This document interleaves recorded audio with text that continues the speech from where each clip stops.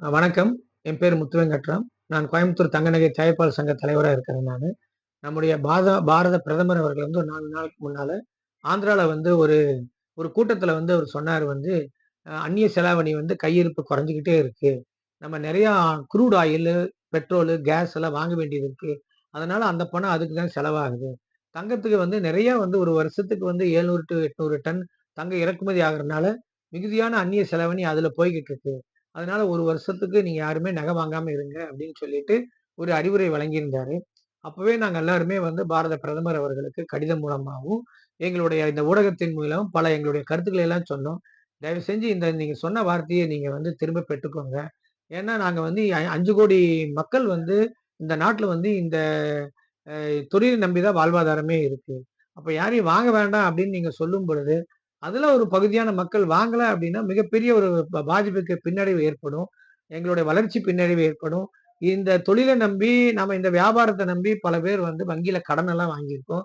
அந்த கடன வட்டிய கட்டணும், இல்ல கடன திருப்பி குடுக்கணும். அந்த மாரி ஒரு சூழ்நிலையில இருக்கும்பொழுது, நீங்க இப்படி சொன்னா ரொம்ப கஷ்டம். சங்கடமா இருக்குது சார். ஸோ நம்ம அப்படின்னு சொல்லி நாங்க எல்லாம் எங்களுடைய குறைகள் எல்லாம் எடுத்து சொன்னோம். அப்புறம் 2 நாளைக்கு அப்புறம் 2 தினங்களுக்கு முன்னால என்ன பண்ணிட்டாங்க, தங்கத்தினுடைய இறக்குமதி வரிய வந்து இப்ப 6% இருந்தத 15% பண்ணிட்டாங்க. இது மிகப்பெரிய ஒரு ஒரு பிரச்சனையா தான் வரும். ஏன்னா மக்கள் முதல்லயே வந்து 10 ஆண்டுகளா நம்ம போராடி 15 இருக்கிறத 6% பண்ணோம். இப்ப திருப்பி அத 15க்கு போகும்பொழுது மக்களுக்கு மிக்க பாதிப்பு அடைவார்கள். 1 பவுன் வாங்குறவங்க வந்து ஒரு 1/2 கிராம், 1 கிராம் குறைச்சு தான் வாங்குற மாரி இருக்கும். அது இன்னும் வேலையின்மைய வந்து அதிகரிக்கும். அதனால எங்களுடைய இந்த ஊடகத்தின் மேல தாழ்மையான வேண்டுகோள், எங்களோட கலந்து பேசி எந்த ஒரு முடிவு எடுத்தாலும் எங்களுக்கு பிரச்சனை இல்ல. ஆனா கலந்து பேசும்பொழுது தான் இந்த துறையில இருக்கிற கஷ்ட நஷ்டங்கள தெரியும். அரசுக்கு தெரியும். அதத்தான் இந்த ஊடகத்தின் வாயிலாக நாங்க ஒரு வேண்டுகோளா வைக்கிறோம். நீங்க என்ன ஒரு திட்டத்தை எடுத்தாலும், எந்த ஒரு உத்தரவுகளை போட்டாலுமே, இந்த துறை சார்ந்தவர்கள அழைத்து நீங்க பேசி, அதுக்கப்புறம் எந்த முடிவு வேணா நல்லா எடுங்கன்னு தான் நாங்க சொல்றோம். இப்ப நாங்க சொல்ற ஆலோசனை என்ன அப்டின்னா, நீங்க வந்து 700 டன் வந்து ஆன் ஆன் ஆவரேஜ் வந்து 700 டன் வந்து தங்கத்த வந்து இறக்குமதி பண்றோம். நம்ம உள்நாட்டு தேவைக்காக. அத வந்து நீங்க 500 டன் வேணாலும் பண்ணிக்கோங்க. 200 டன் ஒரு ஒரு சீலிங். இந்த 500 டன் எந்தெந்த மாசம் எவ்வளவு வேணுங்கிறது எல்லாம் கலந்து ஆலோசித்து, அந்தந்த மாசத்துல அவ்வளவுதான் அந்த தங்கம் வந்து இறக்குமதி வரும்னு சொல்லிட்டு நீங்க பண்ணுங்க. 2வது இந்த தங்க கட்டிகள வந்து விற்பனை செய்றது வந்து தங்க கட்டி விற்பனையாளர்கள். இப்ப எங்கள மாரி சாதாரண தயாரிப்பாளர்கள் தங்க கட்டி இறக்குமதி செய்யறது. அவங்க தான் வங்கியின் மூலியமா அந்த தங்க கட்டி இறக்குமதி செஞ்சு எல்லாத்துக்கும் 50 கிராம்ல இருந்து 10 கிராம்ல இருந்து 100 கிராம் வரைக்கும் எல்லாத்துக்கும் வந்து வியாபாரிகள் எல்லாத்துக்கும் குடுத்துட்டு இருக்காங்க. இப்ப அவங்க வந்து நுகர்வோருக்கும் குடுக்கலாம்ங்கிற சட்டம் இருக்கு. யார் ஒருத்தர் முறைப்படி அவர் வந்து வங்கியில பணத்த செலுத்தினா, அவங்களுக்கு வந்து தங்கத்த குடுத்தரலாம். அப்படிதான் இருக்குது. இப்ப இருக்கிற இந்த சூழ்நிலைக்கு நான் என்ன சொல்றோம், ஆலோசனையா என்ன சொல்றோம்னா, அந்த பதிவு பெற்ற அரசுல வந்து பதிவு பெற்ற தங்கக்கட்டி விற்பனையாளர்கள் வந்து, இல்ல எங்கள மாரி வந்து வியாபாரிகள், தயாரிப்பாளர்களும், நுகர்வோர்களுக்கு சாதாரண நுகர்வோர்கள், அவர்களுக்கு இந்த துறைக்கு சம்மந்தம் இல்ல. அவங்க வந்து அவங்களுடைய சேமிப்புக்காக வாங்கி வைக்கிறாங்க. அவங்களுக்கு விக்க வேண்டாம்ன்னு ஒரு சட்டத்த கொண்டு வரணும். முதல் சட்டம் வந்து 500 டன் நீங்க வந்து சீலிங் வைங்க. 2வது சட்டம் வந்து நீங்க வந்து நுகர்வோருக்கு இந்த தங்க கட்டிகள விக்காதீங்க. வித்தீங்கன்னா ஃபைன் வரும். அப்படின்னு நீங்க ஒரு சட்டத்த ஏற்படுத்துங்க. அப்ப மிகுதியானவர்கள் இந்த மேல தங்க கட்டில முதலீடு செய்ய மாட்டாங்க. வேணும்னா நகை வாங்கிக்கட்டும். ஏன்னா அதுல வேலை வாய்ப்பாவது ஏற்படும். மக்களுக்கு உள்நாட்டு பொருளாதார மேன்மை அடையும். அது வேணா செய்யட்டும். அது வந்து நாங்க ஏத்துக்கிறோம். 3வது நான் என்ன சொல்றேன்னா, இத்தனை ஆண்டு காலமா நெறைய சாதாரண குடும்பத்தில கூட 10 கிராம், 5 கிராம், 50 கிராம் செஞ்சு வச்சிருக்கிறாங்க. தங்க கட்டியே வாங்கி வச்சிருக்கிறாங்க. அவங்கள நீங்க என்ன சொல்லுங்க, உடனடியா சந்தையில கொண்டு போய் என் தங்கத்த குடுத்துட்டு, புதிய நகைகள வேணாலும் வாங்கிக்கோங்க.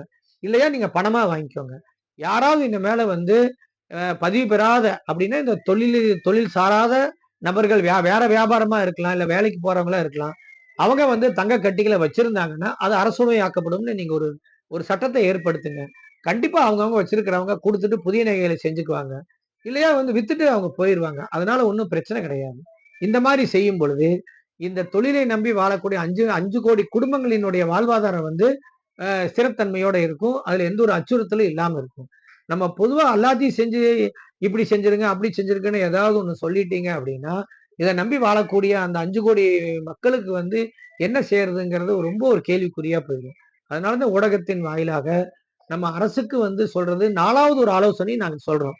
இப்ப மக்கள் வந்து பல பேர் வந்து புதிய நகைகள வாங்கணும்ன்றாங்க. அப்ப நம்ம என்ன செய்யலாம்? அவங்களுக்கு ஒரு ஆர்வம் குடுக்கலாம். பழைய நகைகளை கொண்டு வந்து புதிய நகைகளை வாங்கும் பொழுது, ஒரு 4 பவுன் கொண்டு வரார், 5 பவுன் புதிய நகையை வாங்கிக்கிறார். அதுக்கு ஒரு வேல்யூ போடுவோம், இதுக்கு ஒரு வேல்யூ போடுவோம். 2க்கும் போட்ட பிறகு அந்த வேல்யூ பழைய நகைக்கு உண்டான வேல்யூக்கு மட்டும் நீங்க ஜிஎஸ்டிய கணக்குல சேர்த்த வேண்டாம். ஜிஎஸ்டியே போட வேண்டாம். அப்ப மீதி வரும். அதே போய் ஈக்குவலா வாங்க முடியாது. மீதி ஒரு 20,000 30,000 எக்ஸ்ட்ரா குடுத்து வாங்குவாங்க. அதுக்கு மட்டும் நீங்க வந்து ஜிஎஸ்டிய நீங்க கலெக்ஷன் பண்ணீங்கன்னா, அப்ப பழைய நகைகள் வந்து சந்தைக்கு வரும். அது வந்து நம்மளுடைய சுழற்சி முறையில அது வந்து மீண்டும் வந்து சொக்கத்தங்கமா செஞ்சு, அது நம்ம வியாபார இதுக்காக நோக்கத்துக்காக அது பயன்படும். அதுதான் இந்த 4 வகையான இந்த திட்டங்கள வந்து ஆலோசனைகள வந்து அரசு வந்து உள்வாங்கி, அவங்க இது வந்து ஆலோசனை பண்ணுங்க. இது வந்து நாட்டுக்கு நல்லதா? இது தப்பு இல்லையா? எப்படி வேணா நீங்க ஆலோசனை பண்ணுங்க. தவறு கிடையாது. இந்த 4 வகையான திட்டங்கள செய்யும் பொழுது, வேலைவாய்ப்பு பாதிக்காது. வியாபாரங்கள் பாதிக்காது. அப்ப நம்ம வந்து மிகுதியான மக்கள் கிட்ட தங்கம் வந்து நம்மளுடைய சந்தைக்கு வரும். சந்தைக்கு வரும்போது இறக்குமதிய நம்ம குறைச்சிரலாம். இல்ல இறக்குமதியே பண்ணாம கூட ஒரு தேவைப்படும். அப்படி இருந்துச்சு அப்படின்னா, அ நம்ம பாரத பிரதமர் சொன்ன மாரி அவங்களுக்கு வந்து அந்நிய செலாவணி வந்து தங்க நகை தொழிலுக்கு ரொம்ப சொற்பமா தான் தேவைப்படும் ஒழிய, பெரிய ஒரு பொருளாதாரம் அந்நிய செலாவணி தேவைப்படாதுங்கிறது தான் எங்களுடைய தாழ்மையான வேண்டுகோள்.